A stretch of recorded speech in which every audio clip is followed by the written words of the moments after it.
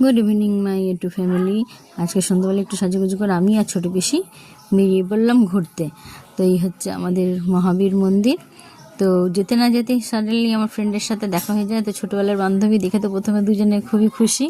তারপরে ও আজকে আমাকে একটা জায়গায় নিয়ে যায়, বলে চল তোকে একটা জায়গায় ঘুরিয়ে নিয়ে আসি। যেহেতু মাইথনেই থাকি, কিন্তু আমি এই জায়গায় কখনো সত্যি আসিনি, তো এখানে নিয়ে এসছে। এই হচ্ছে আমাদের এখানে গোবিন্দ মন্দির, সব ঠাকুর নাম গান হচ্ছে।